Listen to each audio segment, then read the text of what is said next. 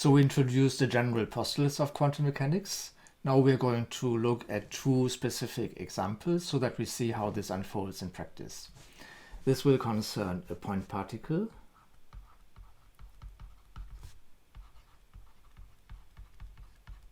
moving in, say, 1, 2, or 3 dimensions, and a so-called two-level system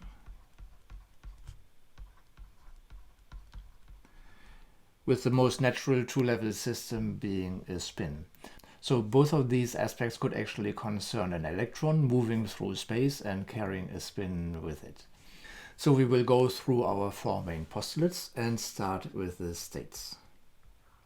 For the point particle, this will be a wave function, which is simply a function depending on the position of the particle. More formally, we can of course write this also as an abstract state in Dirac notation, and in there the wave function would feature as the expansion coefficients in the position basis. I'm not specifying how many dimensions we have here, but this could be 1, 2, or 3 spatial dimensions. So these states here are the position eigenstates.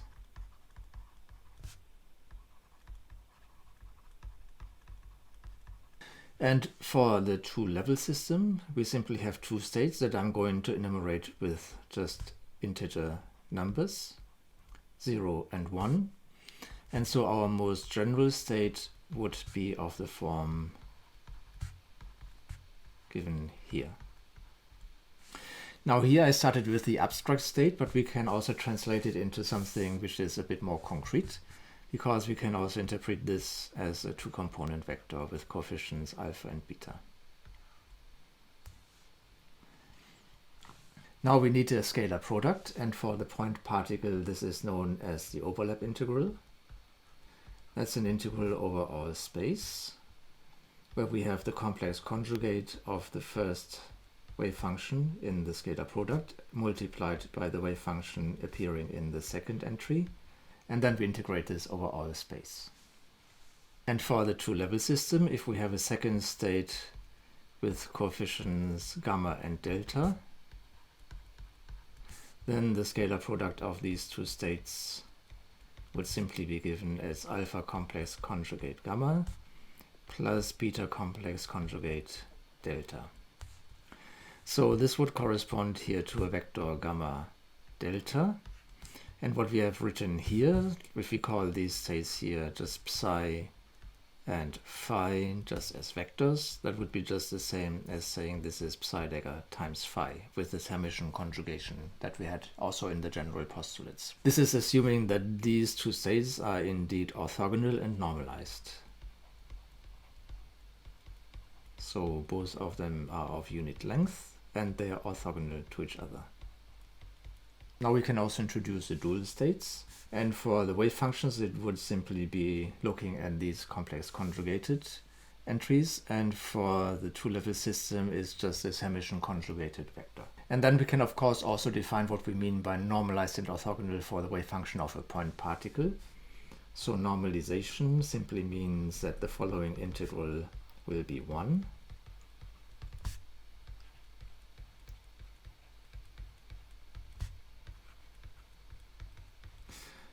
And orthogonal means that the following integral vanishes between two states.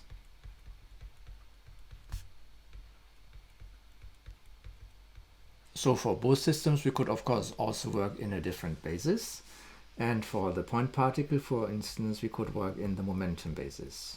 For instance, in one dimension, these states would be given as follows. They are basically plane waves with a suitable normalization in front of them.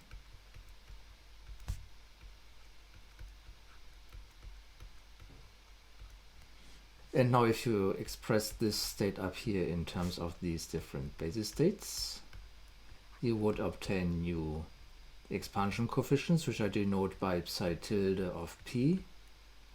And they happen to be related to the expansion coefficients in the position basis by a Fourier transformation. Now one can also work in a different basis for this two-level system, and for instance you could introduce a basis which consists of this state plus here, which is the even superposition of the basis states 0 and 1, and the state minus, which is the odd or antisymmetric superposition of these two basis states. Now let us move on to the observables. The bases that we have introduced are tied to particular observables for these quantum systems. For the point particle, indeed, we have a position operator, R, which if you apply it to the wave function is simply multiplying the wave function by its argument. And there is a momentum operator, which applied to the wave function in the position basis is simply taking the gradient, including a factor in front of this. So in one dimension, this would just be taking a derivative at this place. And then, for instance, if you look at the commutators of two of these entries, just the x and say the px entry, then you obtain a commutator which is IH bar. But for instance, if you look at the commutator between y and pz, then you find that these are indeed simultaneous observables, which I should probably denote with a hat here if I wanted to be very precise. And here I should have the identity operator. But we can also just interpret them as scalars. And for a three-dimensional system, for instance, you could then also introduce angular momentum. So this is a composed operator, and there, for instance, you find commutation relations between the different components, such as this one here. For the two-level system, all the observables will be 2 by 2 dimensional Hermitian matrices, and there are exactly 4 independent ones. You can write any of these observables in terms of the identity matrix, a matrix that I will denote as X, another matrix denoted as Y, and a matrix denoted as Z. Now these matrices X, Y, and Z, they are known as the Pauli matrices, and they're often denoted as sigma X, sigma Y, and sigma Z, but they appear so frequently in this course that we will just denote them as X, Y, and Z. These matrices are clearly Hermitian, which you can check directly from the definition of the Hermitian conjugation, which is a transposition and a complex conjugation, and the only place where the complex conjugation really matters is for this matrix Y here. And these matrices have many nice features. For instance, they all square to the identity matrix.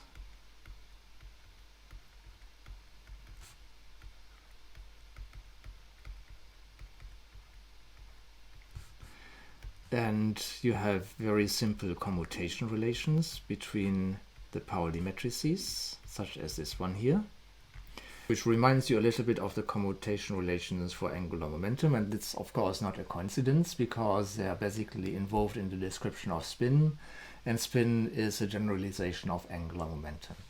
This rule here can be written even more simply by just looking at the product of two matrices, and then you will just get the third one with just an I in front of this.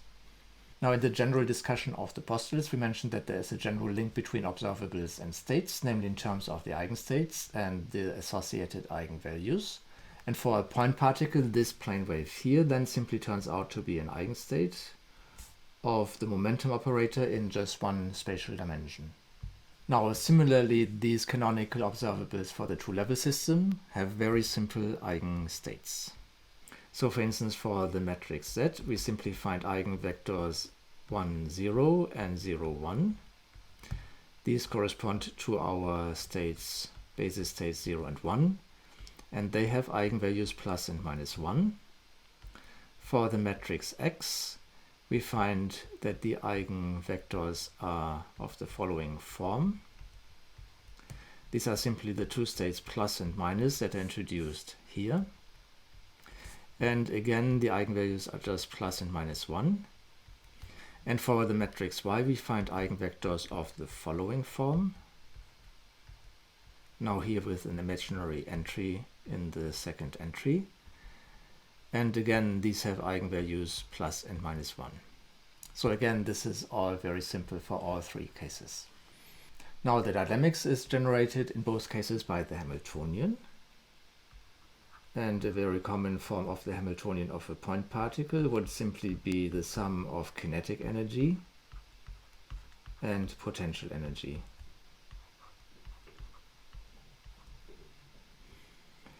Now this can in principle depend on time, but often enough it does not depend on time. And then you would, for instance, solve the stationary Schrödinger equation. So you could solve the stationary Schrödinger equation and find solutions for this. And then you can obtain the time dependence of the state in the most general form by expanding the state in the spaces of energy eigenstates.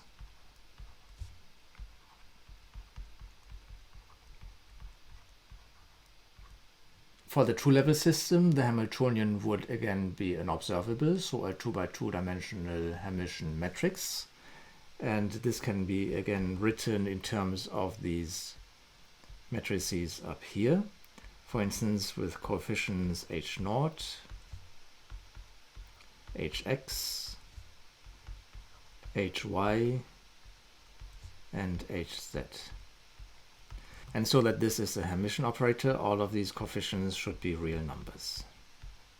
And here it is indeed often useful to use the unitary time evolution operator, or in this case a matrix, which you can write for a Hamiltonian which does not depend on time, simply in this form. Now this can actually be conveniently written in the following form. First of all, by pulling out this scalar here, and then rewriting the rest in terms of an angle phi and the unit vector n, which is taking the dot product with these Pauli matrices x, y, and z. What we mean by this is simply an xx plus ny y plus nz z, where these are the components of a unit vector. So this one here is just a scalar, and this part can be written in the following form with the identity matrix, and again this dot product between the unit vector and the Pauli matrices. This will indeed be very useful later on in this course, and we will of course then also derive it. Okay, so now let us turn to the last postulate about measurements. For the point particle, this would be, for instance, measurements of position and momentum, which are continuous observables. So you would deal with probability densities because these are spread out in a continuous space. And the probability density for position would simply be given by the absolute value squared of the position wave function, assuming that it is normalized. And the probability density for momentum would simply be obtained by the absolute value squared of the momentum wave function. So taking the Fourier transformation of the position wave function. And in these two cases, there is no restriction on the observable values, simply because any value of position and momentum is allowed.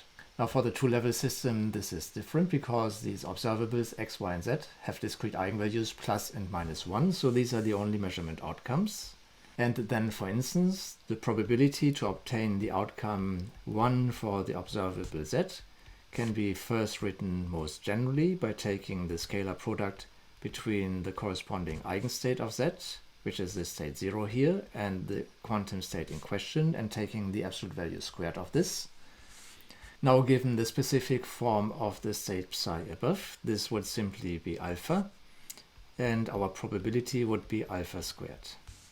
And similarly, the probability to obtain the outcome minus 1 for this observable z would be obtained by taking the scalar product of the quantum state with the other eigenstate of z, and this simply gives us beta squared. And these of course add up to 1 when our quantum state is normalized.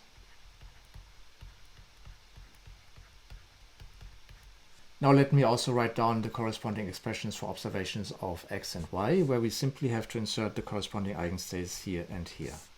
So for px we can again have the outcomes plus or minus 1, and the expressions would just take the following form. And for py we also have these outcomes plus and minus 1. These are just the same eigenvalues, but with different eigenvectors. And the probabilities can then be written as given here. Now we then can also of course work out expectation values for both quantum systems, and for the point particle this would be taking the form of an integral.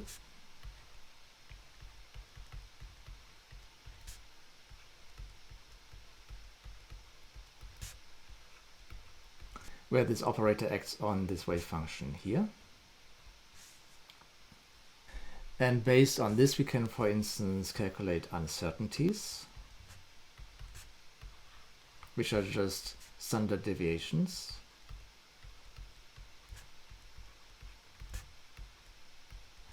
And working out uncertainties of position and momentum, say in one dimension, we for instance then find Heisenberg's uncertainty principle. Well, for the two-level system we can give very explicit expressions for the expectation values of all the three main observables, x, y, and z, again using these coefficients alpha and beta, and they would be given as follows.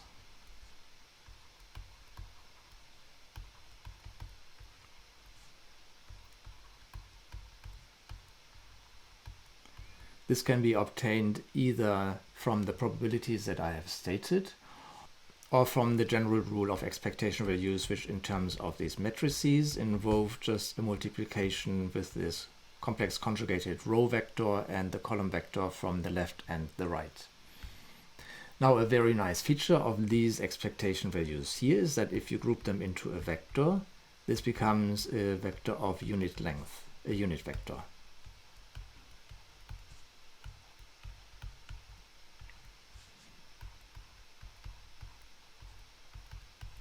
This vector is known as the polarization vector, and so it lives on a three-dimensional sphere, and this is known as the Bloch sphere.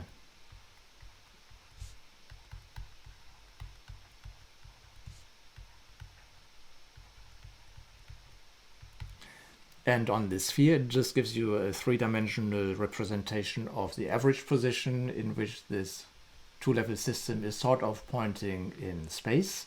This is a nice representation, for instance, of the state of a spin pointing into some average direction in our normal three-dimensional world that we are familiar with. But it will also be very useful to discuss the two-level systems on which quantum information processing will be based. So what we have done here is to really contrast the two simplest versions of quantum mechanics for a point particle and for a two-level system. And quantum information processing is indeed based on these two-level systems. However, not just a single two-level system. So what we are going to do next is to look at how we can compose many two-level systems into a larger quantum system and how we can describe this system then quantum mechanically.